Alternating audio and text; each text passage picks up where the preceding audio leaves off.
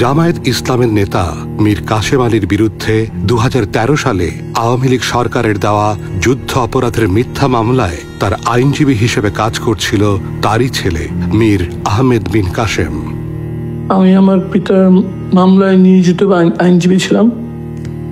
আমার পিতার বিরুদ্ধে তৎকালীন রাষ্ট্রপক্ষ 22 জন মুক্তিযোদ্ধাকে নিয়ে আসে সাক্ষী দেওয়ার জন্য।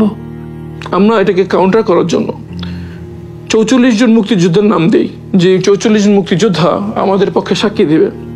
তখন আদালত থেকে আদেশ দেওয়া হয় যে 3 জনের বেশি আনা যাবে না। মামলাটা এরকম ছিল যে একজনকে হাত পা বেঁধে সাঁতার করতে দেওয়া হতো। যখনই আসামি পক্ষ এমন কোনো যুক্তি তুলে ধরতো যেটা উত্তর রাষ্ট্রপক্ষে ছিল না, তার এমনভাবে আইনটা পরিবর্তন করতো যাতে আমাদের এই আর্গুমেন্টটা নিষ্ফল হয়ে যায়। এই জিনিসগুলো গণমাধ্যমে উঠে আসছিল না। সরকার যেভাবে কথা বলতে তার চাইতে সেভাবেই তার কথা বলতে পারতো। প্রতিদিন মামলার শুনানির পর এই বিষয়গুলো আমি আমার পোস্টে তুলে ধরতাম। তো আমার এই পোস্টগুলো খুব অল্প সময়ের ভিতরেই আন্তর্জাতিক সম্প্রদায়ের নজরে আসে। তাদের কথা হচ্ছে যে একজন আইনজীবী এই অভিযোগগুলো তুলেছে, সরকারের বক্তব্য কি? সরকার তো জেনে বুঝেই কাজগুলো করছে, তারা তো ন্যায় বিচার করার ইচ্ছা তাদের ছিল না, তাদের কাছে এগুলো উত্তর ছিল না। আন্তর্জাতিক সম্প্রদায়ের কাছে তাদের এই ভাবমূর্তিটা নষ্ট হতে থাকে।